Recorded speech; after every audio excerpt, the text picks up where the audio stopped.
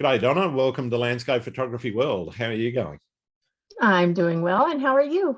Yeah, pretty good. Pretty good. It's a bit wet and rainy here today, but it's warming up. We're into spring and coming towards summer. Why don't you tell people where you are and how things are traveling where you are? I'm the opposite of you, obviously. I'm in Colorado. Hmm. So we just finished fall here. Well, we haven't finished it. It's still probably going pretty good. But as for what I've been doing with it, it's slowed down a little bit for me. But yeah, it's fall here, and I am in Colorado. And I've been here for about, let's see here, we got here in 2007. Hmm. So I've been here, how many years is that? 11 years now About already? 11 years now. Yeah, it sounds weird when you say a 2000 number and Yeah. you go, wow, that was 22 years ago. Yeah. The Yeah. 2000 started. I am a military wife, ex. My husband is retired. He spent Okay. 23 years in the military. So this has not been our only home, but we are from the state of Colorado. So we've lived here for most of our lives. And we got lucky that we got to stay here at least twice. So half of his career we got to be here. But I've been in places like Panama, Yeah. Germany, Maryland, and Washington State. So Nice. I've Okay. got to go some fun places and see some cool things. Bit of travel. Very nice. Yes. So, why don't we start with why photography and, in particular, why landscape photography? What is it about landscapes that gets the juices flowing? I think I thought about that today, and it's been a journey. I haven't always done landscape photography. I'm going to be one of those photographers that says I've done just about a little bit of everything. Sure. Yep, I started in 1985 as a high school photographer for my newspaper. Okay. And I think most people probably started off that way. So my initial dreams with photography were doing sports photography. I wanted to be one of the first women sports photographers, and now you see them all over the place. I keep going, oh darn, I could have been one of those people. But through college, I did mostly newspaper photojournalism. That's where I got my love for film and black and white photography, because most of the newspapers I was on didn't do color photography. So I started out all in black and white. So, I mean, I'm not mostly a landscape photographer. That's what I'm doing now. Yep. And I love it because, you learn things as you're going on through life. And every little journey that you do teaches you something new that helps you move on to the next Yeah. thing. And I don't think that you should ever stop learning things. So I've always constantly been trying new things and doing something different. I'm one of those people that I need one rush for doing Hmm. something new all the time. So I've primarily, most of my career was portrait photography, because Okay. as a military wife, you can go just about anywhere and Yeah. do portraits for people. So I spent most of my time doing that. And then after I got tired of people, you get tired of working with customers and people. When On I that got one. back, yeah, yeah, I decided to start doing the nature and the wildlife. So then I got the longer lens and did wildlife for a while. And then I started decided to try the wide angle lenses and do some landscape. So now I'm doing the landscape. So I don't have a whole lot of landscape type experience, but I love it because it's so freeing for me. And I love the connection with nature. And I think it's where I need to be right now, because it's a connection with everything. And I feel like I come to that point now where this is where I was like being aimed to. Yeah. So I'm enjoying it quite a bit. Oh, that's fantastic. So, one of the questions I almost always ask is, what is it that you're chasing with your photography? What is it that I guess you're really looking for, and what's driving the passion? Oh, and I hate to say I'm a perfectionist, but and is there any such thing as perfection? I just always want to be, but yeah, not in photography. I just always want to try to get better. I look at my work and I always see so many things wrong with it. Yeah. And I could have done this better and I could have done this better. So the next time I go out, I want to do this differently and I want to try to do this better. Or maybe if I add this filter, this will look more like what I'm envisioning. So I'm a perfectionist. I'm just always trying to make it better, Yep. because you learn things all the time. And that's what's so wonderful about photography, is there's just so many ways you can do it. It is the old adage, you need to know the rules to break the rules. sort of a Absolutely. thing. So you learn about it and then you go break the rules. So Yeah. yeah, and No, make it your that's own. and I think that making it your own is probably what makes people's work special is Yeah, they all put their own little flavor. And as you say, there's so many different ways of doing things that there's plenty of scope for making it your own, even though yeah, it might be an iconic location or so yeah. forth. Because everybody goes to the same places anymore. So you need to find different places that nobody's going to, and then yeah. And if you're gonna go someplace that everybody's been, you really do have to put your own salt and pepper on it and make it different.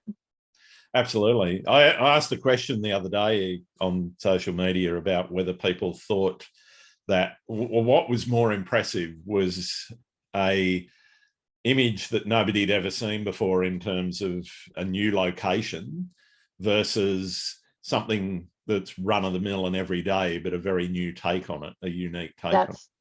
That's what I like. Very run of the mill every day, but my take on it, because I feel like I see things. Everybody feels like they see things differently than everybody else. Sure. But from what I see, when you see what's out that people put out, it's just I don't think that a lot of people do the same thing that I do. But that's maybe I just don't know enough people. Yeah, it could very well be I just don't know enough people that actually do it. But I always I think I would take more pride in myself finding something more mundane and every day that people don't necessarily look at and make it something that they go, wow, that's really cool that you saw that way. Yeah, I don't like I'm going to go back to I don't like people. So I don't like going to the same locations that everybody go to anyway, because I don't like lining up along a bridge with 50 other people trying to get the same shot of the same thing. It's not necessarily what I like to do. Yeah. Different for Particularly in me. the US, I know that there's some locations which are just oversaturated with Oh, photographers, yeah. not just landscape photographers with tripods, though, Yeah. tourists with their iPhones or their Androids or whatever, and it can get quite crowded. And I Have you ever appreciate, encountered that? yeah, no, because I don't do that. But I do appreciate now that they are making it so that you have to do like registration. I think it's registration. You have Mm, to get like a pass to go into like Maroon Bells and Hanging Lake. You have to pay to get in there, and they only let a certain amount in at a time. yeah, yeah, So it's alleviating that issue some.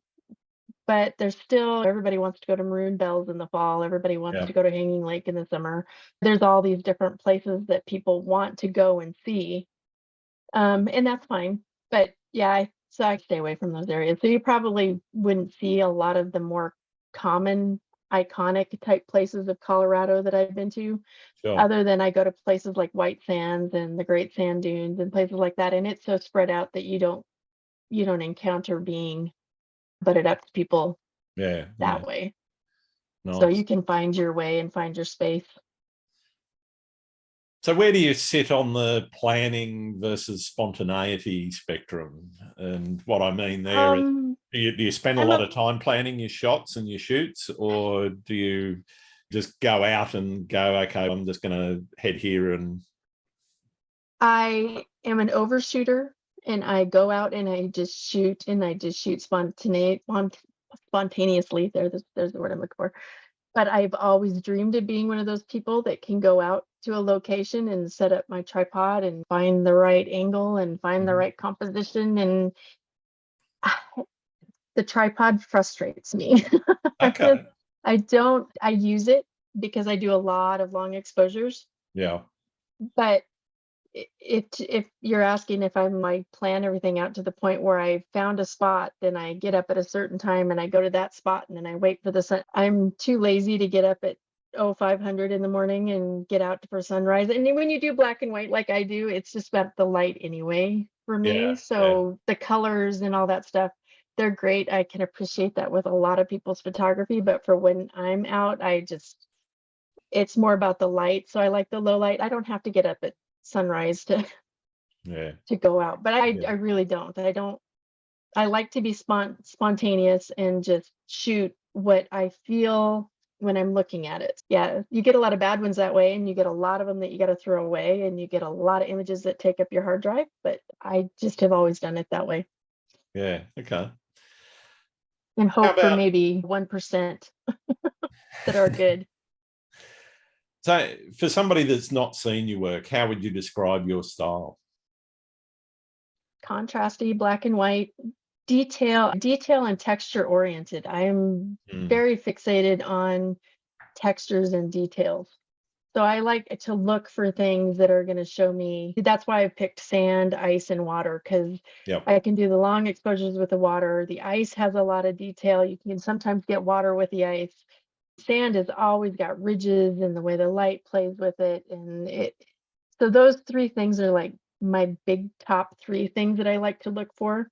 yep, But I'm always looking for motion too. I like sharp details and texture, but I like motion.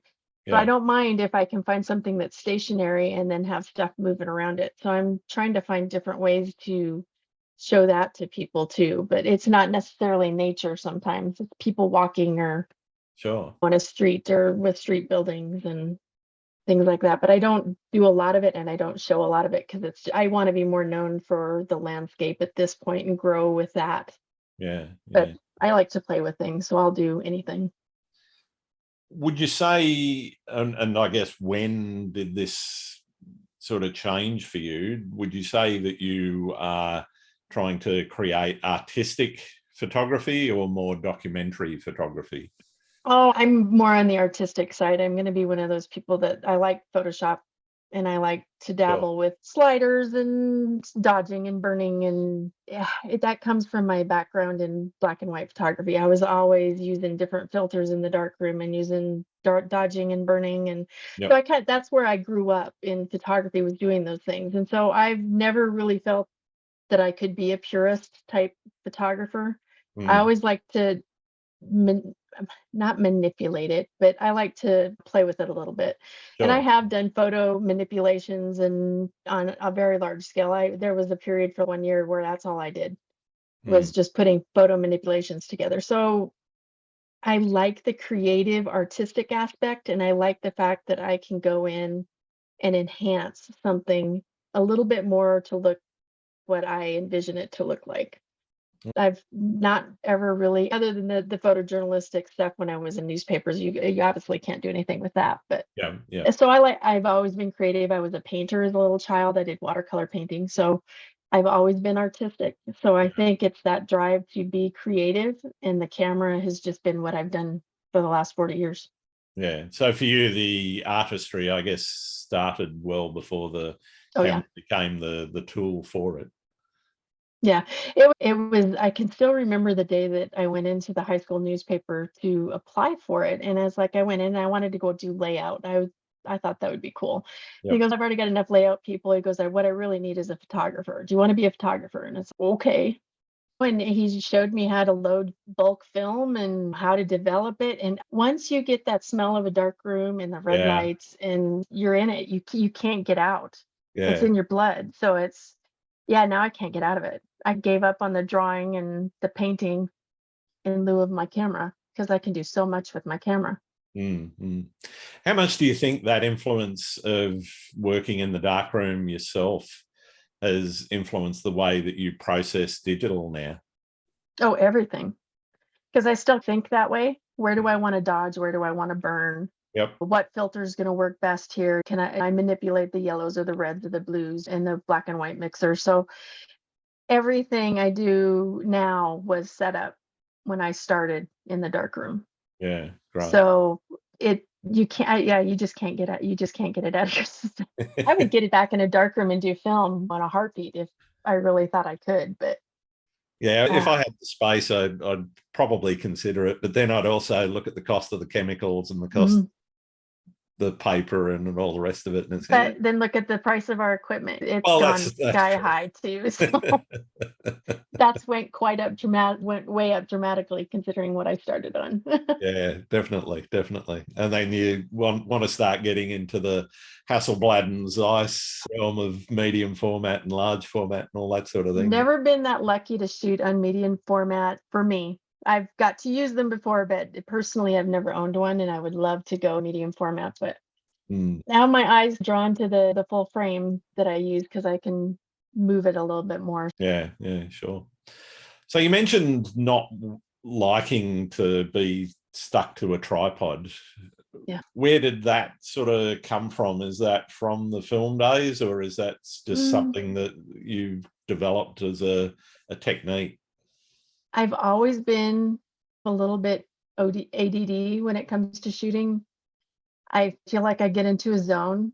So I want to move too much and I want to change things too often and I want to move here and I want to move there. So it's just too cumbersome to deal with a tripod going back and forth. And then I do use it. I do use it. I don't want anybody to think I don't use it. But if I'm in a spot where there's a lot that I don't have to use a tripod for, like fall leaves here this year, I rarely used a tripod unless I thought it was something that I needed to focus stack or do something a little bit more. I did a bunch of panoramas this year that were really pretty from the fall. So there are certain instances where I like to use it, but I like to it makes me feel more free to just handhold, and I don't mind the little bit of extra grain I get if I've got to bump the ISO up to cover me shutter speed wise. It I think I feel freer just hand holding and walking and feeling nature kind of call to me as I'm walking around. So yeah, the tripod is hard sometimes. Yeah. I know with some of the mirrorless cameras now, Olympus have got their micro four thirds where I think you can do something ridiculous like 7 seconds And handhold it.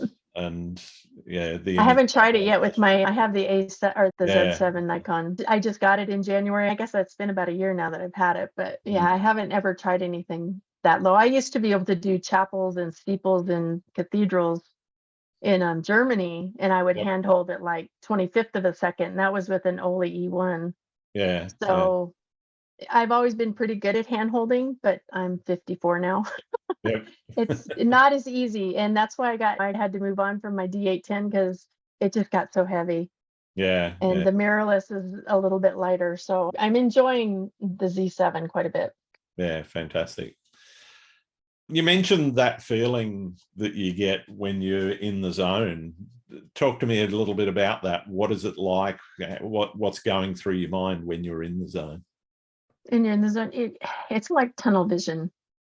I do look outside of the camera and not in the viewfinder, but I can feel it zeroing in on an area, and it's almost like it's a frequency that I'm on that something is there and that's where I need to look. So you tunnel in on it. So when I'm really in a good spot and good light and it's fantastic and I'm just all excited, then I'm just like all over the place and zeroing in on that. And I can rattle off 100 shots and not even think about it. Yeah. And it makes me sometimes feel like if you don't get a good one, there's something wrong with you because you really shot a lot. There should be something there that you can work with. I zone out. I can't hear my husband. He'll have to come tap me on the shoulder. Yep. Okay, are you okay? And don't step over there because you about fell off the cliff. And he has to follow me around because I literally won't watch where my feet are, and I could walk off stuff and slip on things. And he's my little guardian angel watching over me to make sure that I don't fall and hurt myself, which I have fell. Luckily not hurt myself, but I have fell. But it's just an absence of really seeing anything else other than what I'm shooting. It's a nice place to be, but it can be dangerous. In terms of what you're trying to express and the expression of your art, how would you describe that to somebody that is new to your work in terms of what it is that you're trying to tell them? Or are you letting the work do the heavy lifting there? I'm in that camp where the work should probably speak for itself. If it doesn't speak for itself, then it's probably You got to explain it. you have to explain it. Yeah. And my photo manipulations from long ago, people would go, "Huh? What were you doing?" With nature, generally, you don't necessarily have to do that. They might wonder why you got so close or why you didn't pull back farther. That's where everybody's different in how they look at stuff. Yeah. I like to think that I'm in an area where I like to shoot things that are like within the first 25 feet of me.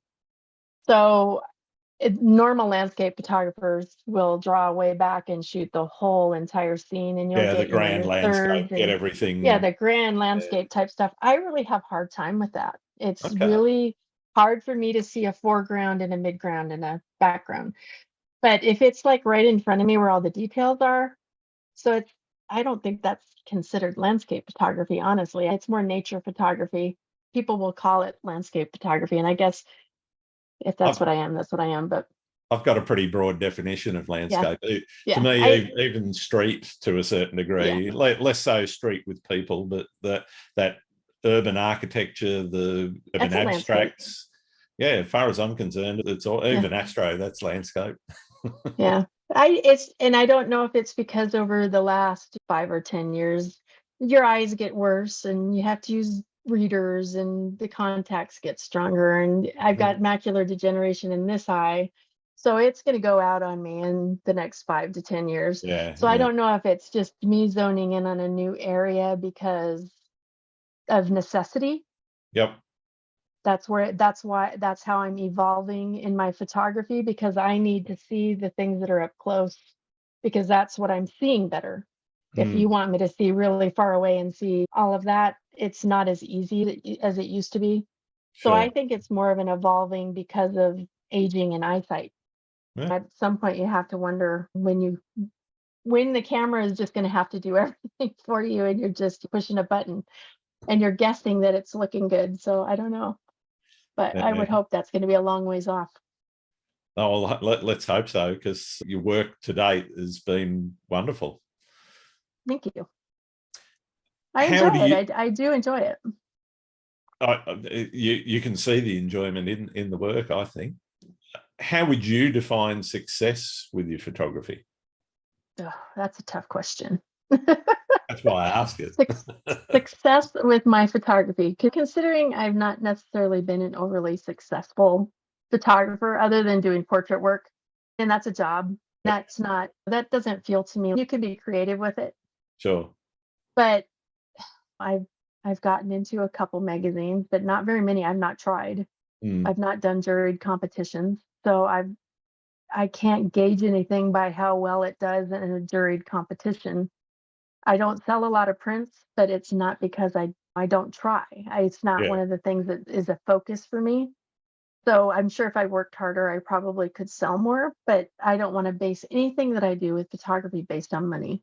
yeah, It yeah, shouldn't be something that I get a monetary positive reinforcement from. I want to, I think, and even nowadays with social media, I don't even want to say it gets lots of likes or it gets lots of love or I for me, I guess successful photography is going to be something that lasts the test of time. Something mm, that, if it's around for a while and people can enjoy it for a while, even if I'm not here and people can still enjoy it, I think that's probably the most important thing for my photography. I would like it to be here for a while and for people to enjoy it for a while. sure, sure. I want to talk a little bit about work-life balance or life photography balance. Where does Sure. photography fit within your life in terms of how much time are you devoting to it and how Um, much time are you devoting to other things?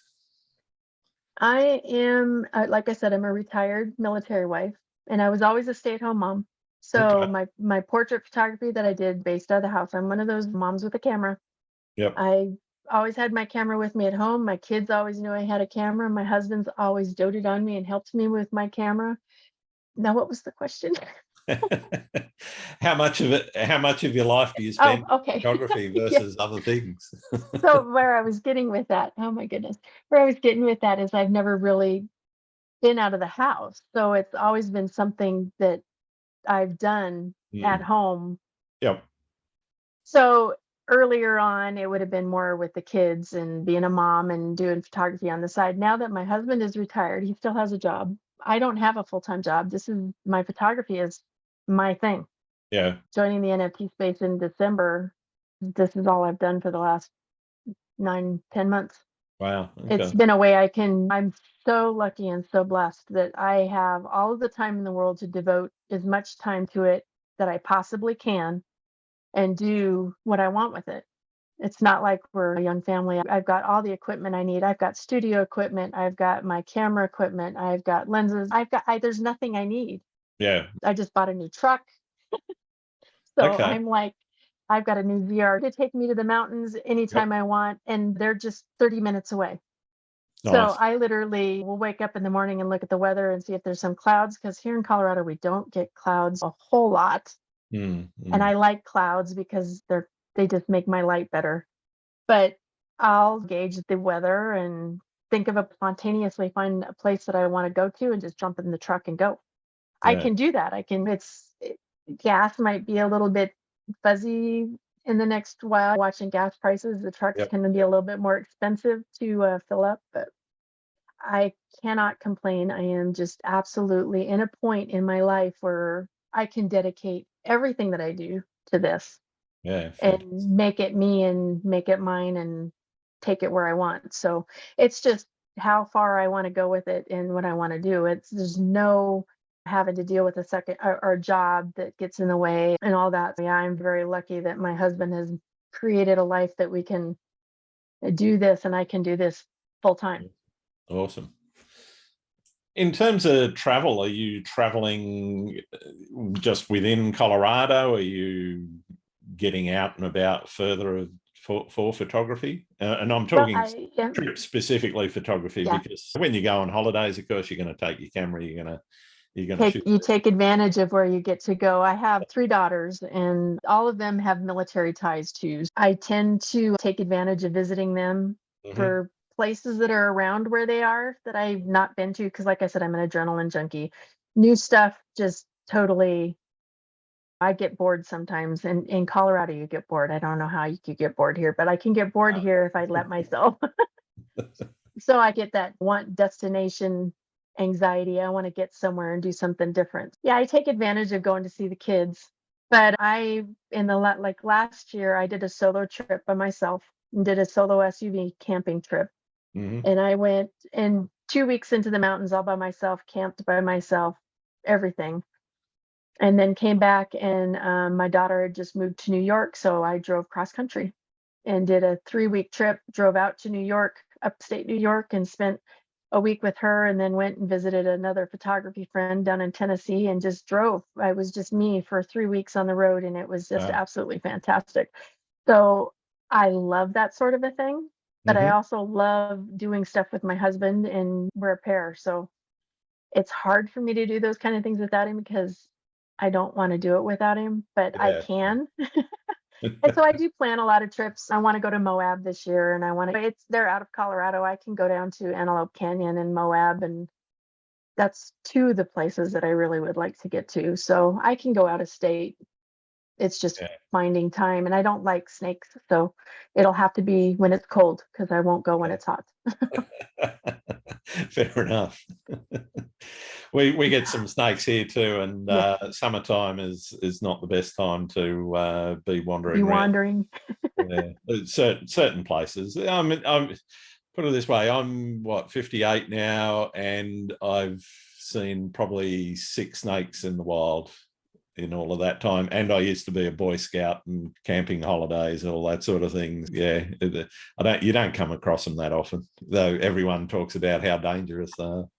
Yeah, I know where you're at. You probably have a lot. I saw my first bear this year, so that Oh, was wow. Yeah. I was out in a Crested Butte area by myself on my one of my fall trips this just a couple weeks ago, and saw my first bear, wild bear out, and I've been out a lot, so that's pretty good to be the first time that I've ever seen one. But Yeah, yeah, that amazing. makes you wonder. Okay, I'm sleeping in my car, and I'm gonna have to be real careful about what I'm doing.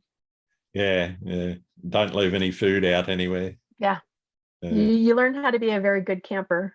Oh, absolutely. Yeah.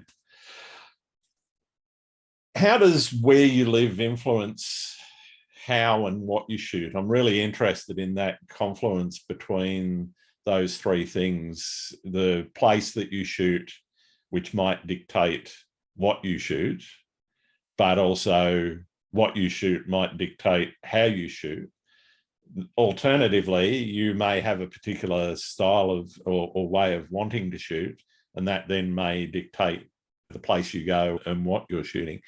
Do you think about that not necessarily in those terms, in terms of how those things influence one another? I haven't really thought about it, but I'm trying to think. I've learned to love, not learned to love, I've grown to love the long exposures this year. Yep. So I'm constantly, water is like the first thing in my brain when I'm thinking about where I want to go, is where can I find some really good water to do some long exposures.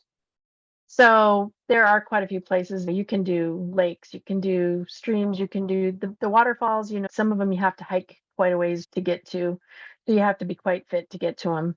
So I'm always looking for stuff that's a little bit easier. But and ice, I can always find ice in the winter. Winter's always good because we're in Colorado. There's always ice in the winter.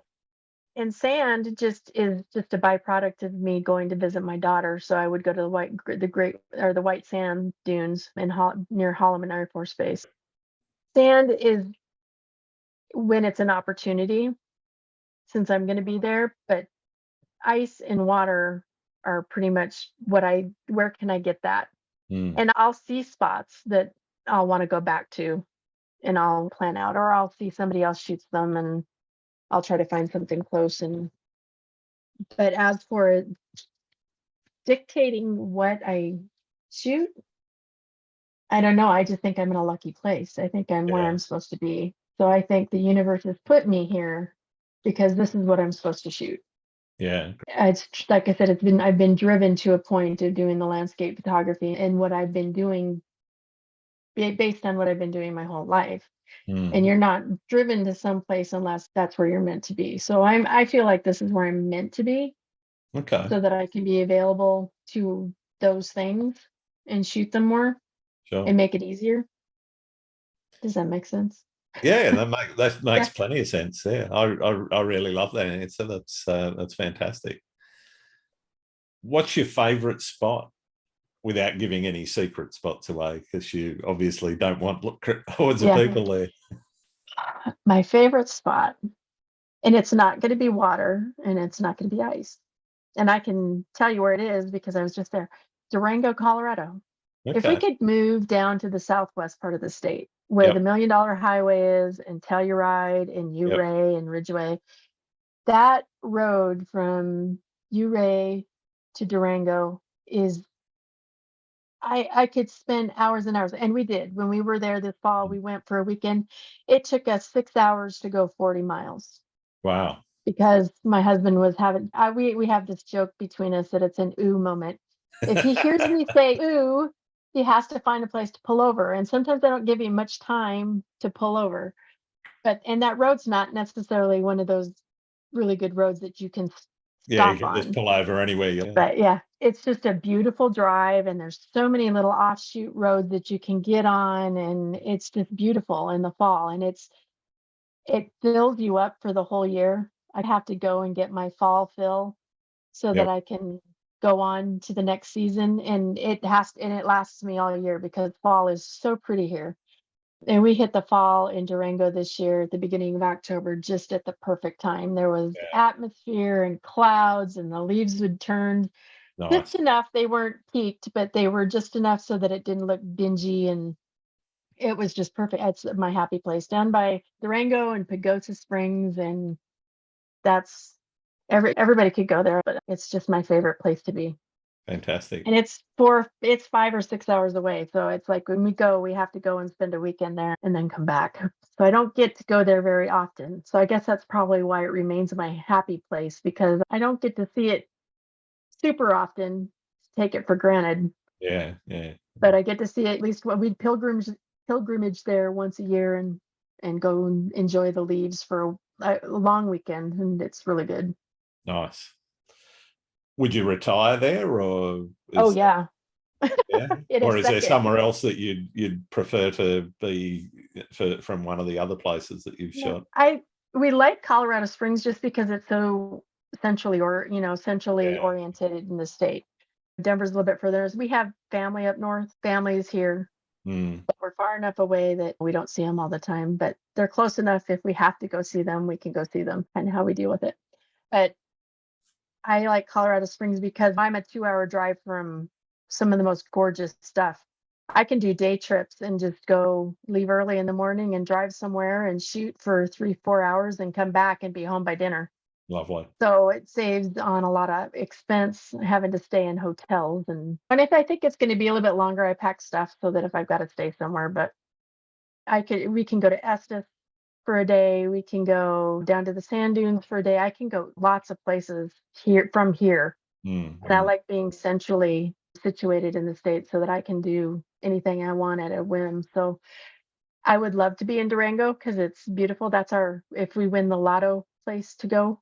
Sure. But we'll probably stay here because my husband likes his job and he does pretty good at it. Fair Yeah. enough. What's the most memorable experience you've had? Let's see. It's just out shooting is just memorable anytime you do it. So I don't think I've ever got an image or had an experience that made it the top Okay. of a memory, because every time I'm out, I'm at that level of ecstasy of being out shooting Wow. that's where you want to be. You can come home and be a little disappointed about what you got, but the time there is never shooting is never anything that's not the top level of what you remember. Yeah. That's why I keep going out. I just love being out and shooting to the point where it's a drug. I've got to just keep doing it. Fantastic. What about the horror stories? Everyone's got one. Horror stories? It's not a landscape one. That's okay. Horror story was starting out in sports photography, and I was doing a football game once, and there was the quarterback threw a long pass, and I was trying to get down the field, down the sidelines, so I could get down and try to get a little bit closer to the guy that was catching the ball. Somebody threw a helmet or something, and I stepped in the helmet on the sidelines and did a somersault with my gear up in the air and stood up and finished running down the sides. I was so embarrassed. I don't know how I got back up to my feet, but I was just mortified. I was right in front of the bleachers of everybody. And here this stupid photographer's running down the sidelines, and I stepped in a helmet and flipped over and did a somersault and then went back down. So yeah, that's a horror story. I was just so embarrassed. But I've never had anything like that happen doing landscape stuff. Okay. So yeah, it's old memories. You haven't dropped any gear in water or anything like that? Or Nope, come close a couple times. I've not had that disaster happen, thank goodness, but I couple keep times getting close. splashed with waves, and I've had the Canon I've got now go into the shop twice to get new innards put in. I haven't got to do seascapes. I haven't done seascapes yet. Well, So not it's a like, lot of sea in Colorado. So. no. So that's another place I want to get to, is to the ocean. So we used to live in Washington State, and I've been to the beach, but at that point in my life, I wasn't super into photography. And I just think, man, if I had only been a photographer then, the things I could have gotten. Yeah. But yeah, that's definitely something I want to do. So all the people with their camera took a dunk in the water and the waves took it over. I haven't had that experience yet, so I guess I'm pretty thankful. I've been pretty good at gear. I'm hard on my gear, but I've been pretty good that it lasts quite a while. I don't have too many disaster stories other than batteries running out and running out of card space and the typical stuff. Yeah, I do that all the time, particularly the running out of cards. I've taken to take. I carry about 8 cards with me now. See, and what size are they? They're all 64 gig. So I have the 128. Yeah, I can get quite a lot on those. Yeah, I've got 128. So I had a bit of experience early on with them. They're probably better than they were before, but I had a few fail on me. I went back to 64s. So. Yeah, this new Nikon mirrorless camera, they have those different cards for them now. Yeah. I can't remember what you call them. I'm not technical. Letters, yeah. Yeah, they're just like the big, thick looking, like compact flash cards that cost $300. So yeah, I've got 2. So what have you learned about the world through photography? what have I learned about the world? That it's beautiful everywhere. Everywhere you go, it's beautiful.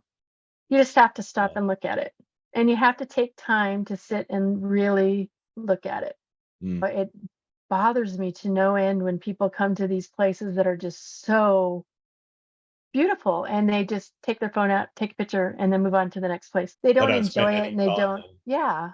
You need to let that area fill you up and put it in your memory banks and think about it and think about how you felt and what was going on so that you can remember it later. I don't want it to be a fleeting memory. So you really just have to sit and think about it. And the people that don't realize that they're in beautiful places and take it for granted, Mm. not everybody sees with a photography eye or a creative eye, This is and it. everybody sees that differently. So maybe they are seeing enough. Yeah. But for me, I really want to see it. I really want to look at it and see it. And I get if you are touring around, it can be difficult to squeeze in everything that you want to see. And if you're Yeah. in a Lots of places picturesque to see, area, too many places to go. yeah. Got to see everything on a time schedule. I've Let's got my go. 5 minute Pop, pop. window to Yeah. go and see this waterfall, and then I'm out of here on to the next Yeah. thing. But yeah, you just really need to understand that everything is a blessing and nature is a blessing, and you need to, it might be gone someday. The water's already starting to get low and we have forest fires and Yeah. we've had several fires here that have just destroyed some areas. Yeah. So you have to enjoy, I don't want to enjoy, but really soak it up, really take it in and enjoy where you're at and enjoy the beauty. Yeah. Yeah, totally. In terms of your routine, what are you doing when you get on site? So you take your hike up to a waterfall or out to the sands or wherever it is. Mhm. What does your routine look like? Take the damn tripod off of my backpack and get rid of it and put it down.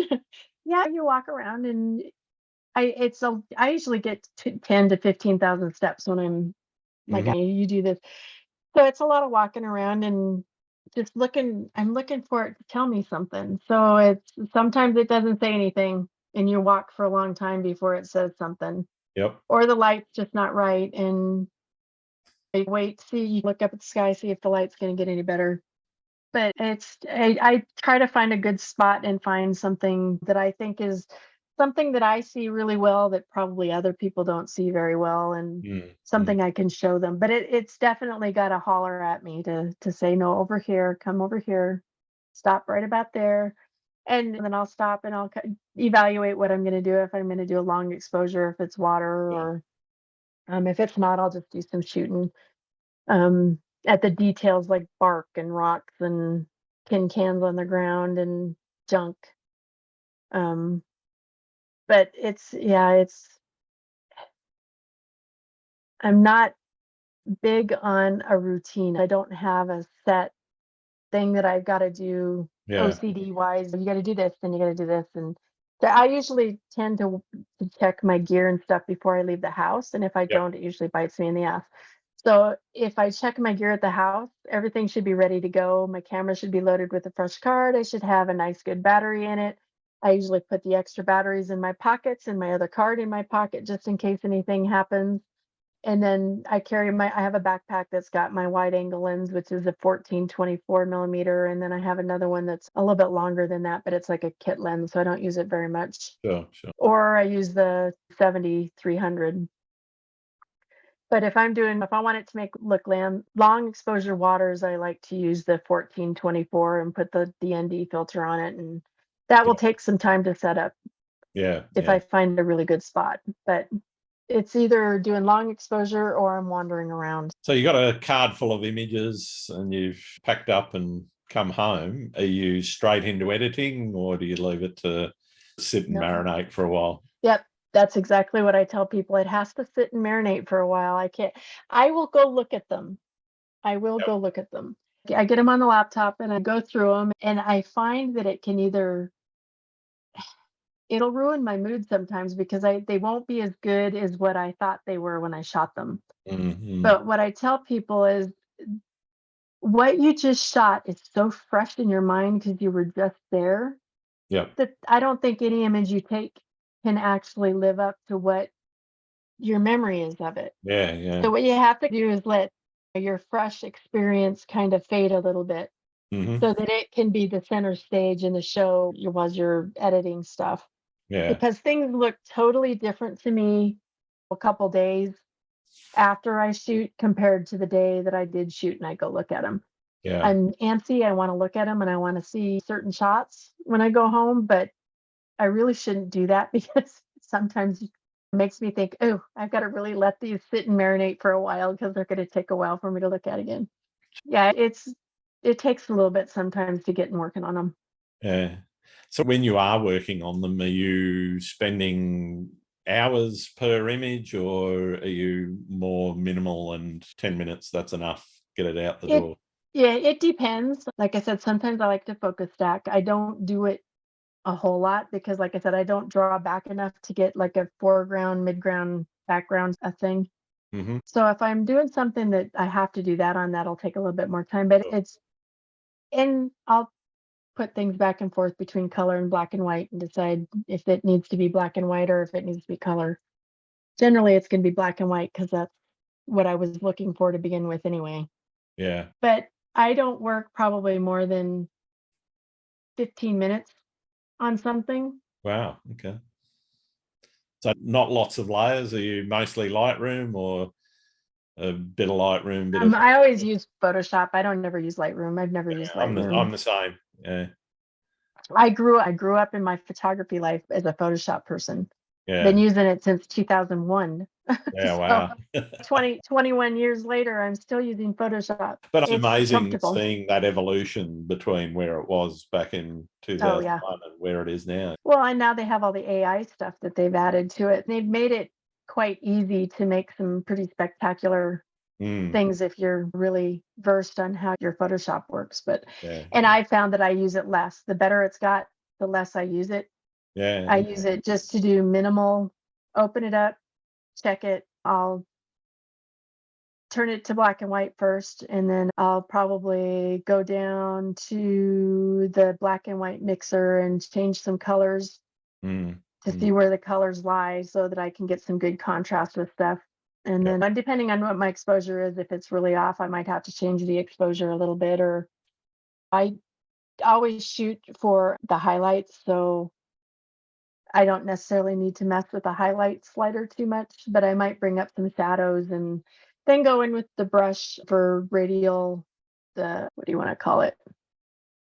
Radio filters, or Yeah, the radial the gradient. radial filter. So Sorry. you can, yeah, the gradient one, so that you can just go into certain spots now and dodge and burn like Mm, you used to in the old days. I'm really not technical. That is like one of my things where I don't, I'm not big on technicalities.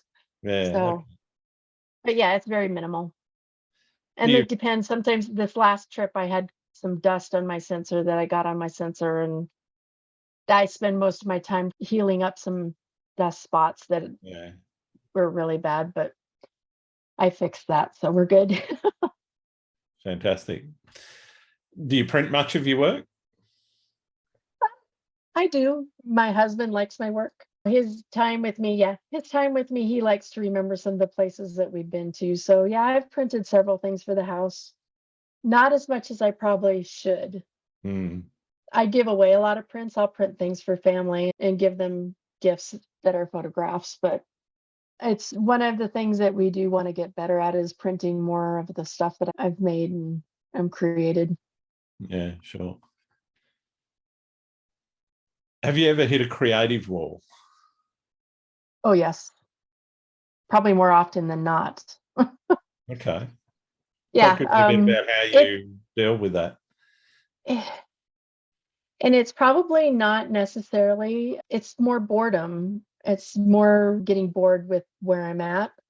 And once I go shoot something new, Mm, and I have to find someplace just a little bit further away or something that I haven't tried before or do something that's different than what I've been doing to snap me out of it. But mm. it I would say the time that I spend creatively bored is about 40%. Wow. It's a wide it's I'm an ADD type personality. I want to be going all the time, and if I'm sitting, then I get stale and then I don't get motivated, and then I can't get out, and it's crazy. But if I'm out and I'm in a mode where I'm shooting, I'll just keep going as much as I possibly can just to keep it going, because then I gotta go back and be bored again. And it's I like the shooting more than the editing. I like the Yeah. Okay. shooting part the most. The Yeah. shooting part is what I love the most. So I'd rather be out shooting and creating than back at the house editing and all the blah blah blah stuff. Yeah. Nice. So it'll depend on money too. So how much money do you have to go somewhere? And I was like, Yeah. Well, it's always everybody's got a challenge. finances. What do you see as the biggest challenge facing photographers right now? Trying to keep it real. There's a huge I love AI and I love the saturation, and I love photography, and I love seeing there's just some gorgeous stuff. But the things that you can do with photography now is totally made our expectations of what we should see unrealistic. Yeah. And I catch myself doing this quite a bit when I go out. I'll go out and it's, man, the leaves just don't look as bright this year. Or this doesn't look that nice. It's because I'm so inundated looking at stuff that's so epic all Yeah. day, every day, Mm-hmm. that now it's brought the level of what I see harder to see something good in it, because I have an unrealistic expectation of what it is. So I think I don't want to say the problem. I think there's going to be a place where people are going to have to start remembering we got to keep it a little bit more real, and Yeah. it might come back down to more of the purist type stuff where nobody's ever going to show anything straight out of the camera. But there might be a point where people need to just tone it down just a little bit on all the enhancements, Yeah. so that it doesn't because it's obviously very disappointing for some people to go out and they want to see these landscapes that they've seen in all these beautiful pictures, and they go out and it's not like that, because they've pumped up the colors, they've added clouds to the sky here or a galaxy in the sky here, and Or the people are like, moon, well, or where's that that? flock of Yeah, or birds. the Yeah. moon, or there's always these perfect objects in it, and I think it makes it really unrealistic for people to enjoy Yeah. if you're not a photographer and you know that they're doing those sort of things. And I love them.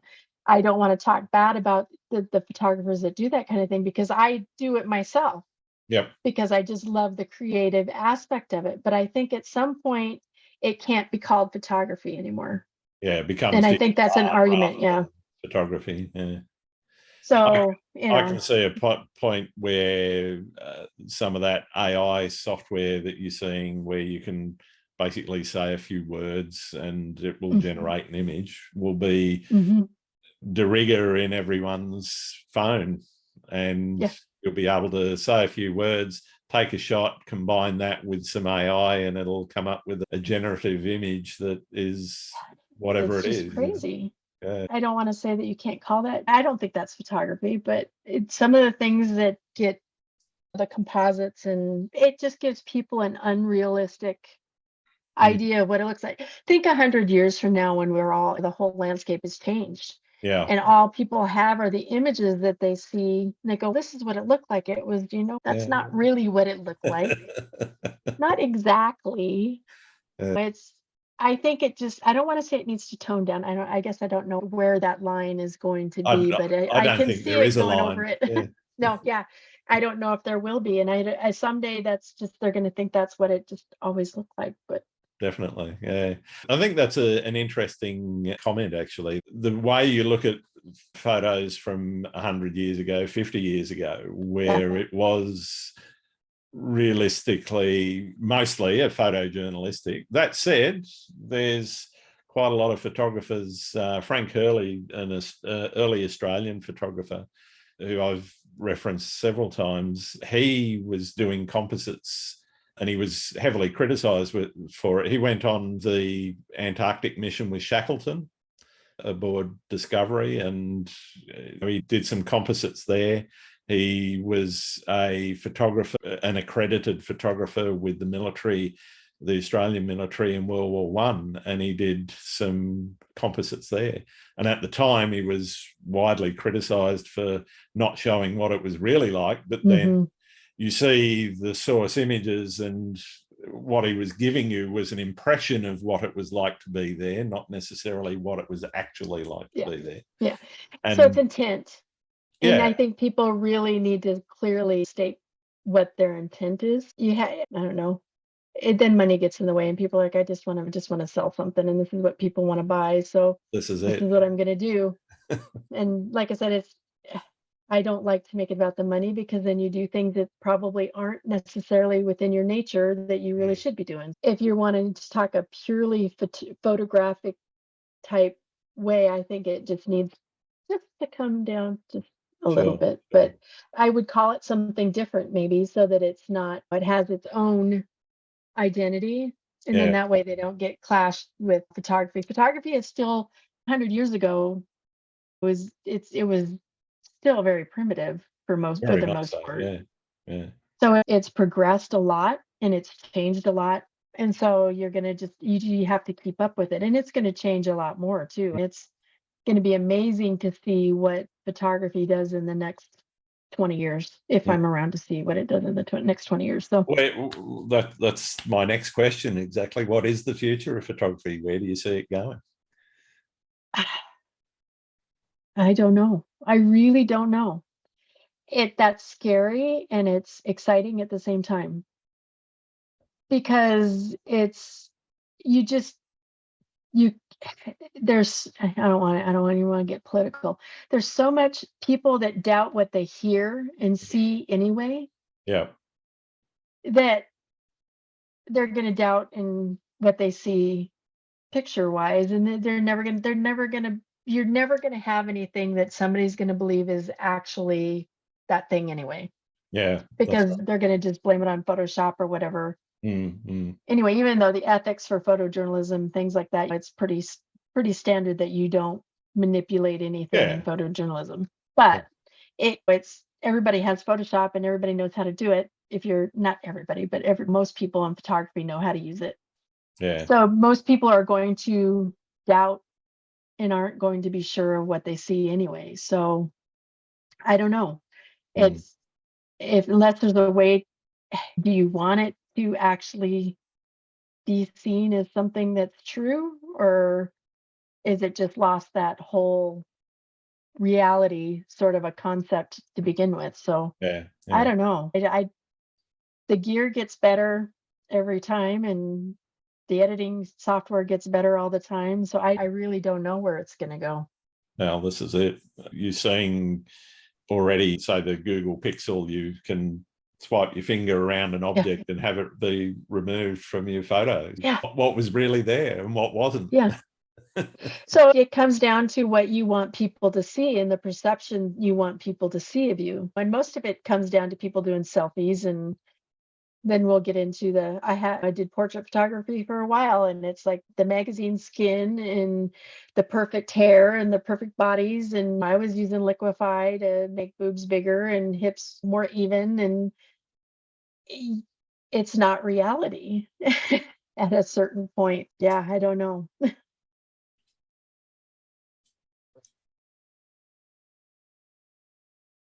Did I catch you? No, sorry, my wife's wanting me to come and pick her up from Oh, work, and because she was going to walk home from work, but it's now raining, so oh, I've just told her I'm doing a podcast. I'll be done in 15 minutes. okay. What do you like to do when you're not out shooting? Oh, I have 5 grandbabies. Oh, I love my grandbabies. They're not here, but I'll FaceTime with my family and watch the grandkids. That's the best way to watch your grandkids grow up right now. I like to spend time with them, and I've gotten some new books. I like to read, stay off the TV, just like to sit and read and look at old files. Dredge Fair. up a couple old files from a couple years ago and see if I could find anything else in there that I like. But if I want to stay out of photography totally, I'll read something and Yeah. go have lunch with my husband. And I do walk at a nature center that's nearby that I'll try not to take my camera sometimes. It's always inevitable. You'll go without your camera and you'll see something you wish you could have shot. And then if you go with your camera, you can't find anything to shoot. But I will go without the camera just to get some exercise and get out. Fantastic. What would you be if you weren't a photographer?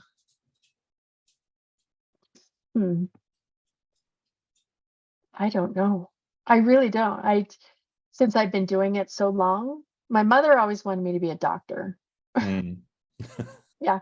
But it would be something artistic, I'm sure. Maybe I would have been just a painter or probably a painter. I probably would have gotten into more of my painting that way because it's always been something art ever since I was little. So I've always known that it's going to be something art driven. Nice. And I guess I did. I wanted to go to school to be like an art historian and curate a museum. Yeah. So that would probably be something that if I wasn't 54 and I was like 30 something and thinking about going to school, I might probably go to school to do that. But I would love to spend time in an art history museum and just get to look at beautiful artwork all day. I think that would be just fantastic. Yeah, I totally agree. That'd be awesome. We've all got our inspirational photographers. Is there any that you think I should be talking to on the podcast? In the photography space? Yeah. Let's see. Oh, there's just so many good people. That's one thing that the internet I'm never going to run out of people to talk to. Yeah, you're never going to run out of you throw a rock and there's going to be somebody new that you just like, where have you been and why haven't I seen you? Yeah. Black photography wise, I'm trying to think. I just have so many, and I'll probably butcher his name. Gianluca. I'm sorry, Gian, but he's been in a couple of the collectives with me, and his work, just his landscape, is just stunning to me. Him and Armand, they're just I can't believe that they can see so much. I feel like I see minutely. I see details and texture and minutely. They see big. They see everything. They see the grand landscape, and it's just wonderful. I love their work tremendously. Paul Colleen, he's one of my really good friends, and we do spaces together. And Mick McCafferty, the Irish guys. I guess it's because I have a fascination with Ireland right now. I would really love to go to Ireland. Those two guys, I love their work too. It's just there's so many, and there's those hidden gems. I don't know what his full name is, but it's Ryan David Photos. Yep. His black and white work he's really underrated. I think he really deserves a little bit more credit than what he gets because his black and white work is really good. Fantastic. But there's just too many to couple because you're leaving so many out that you just didn't think of. So that's right. But there's just wonderful people, and they're just so great to see every day and see what they do and watch their journeys. I'm really enjoying it. Fantastic. Thank you for that. I've got one more question, and it's the most important question I can ask. Do you like pineapple on pizza? Oh, God, yes. With jalapenos. With jalapenos, okay. Gotta have jalapeno. I have jalapenos on everything, because I love it spicy. The but yes, pineapple combo. Yep. I'm not Mexican. I'm the white girl in the family. My husband's half, and my kids are quarters. But then he doesn't eat anything spicy. He can't handle it. And I have one daughter that can't handle spicy either. But me, the hotter I can have it, the better. I love Thai food. I love Indian food. I love Mexican food. And I pour hot sauce on it. I just love it. So yeah, I like pineapple on pizza, but it has to have hot sauce too. So great. Fantastic. Hot sauce and jalapenos. Thank you very much for taking the time to talk to me today, Donna. It's been wonderful. It's wonderful. To know you. Thank you for inviting me. Oh, an absolute pleasure. Where can people find your work?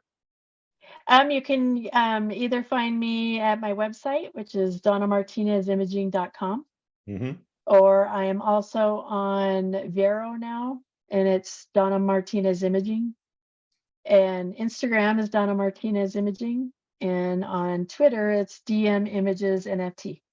Fantastic.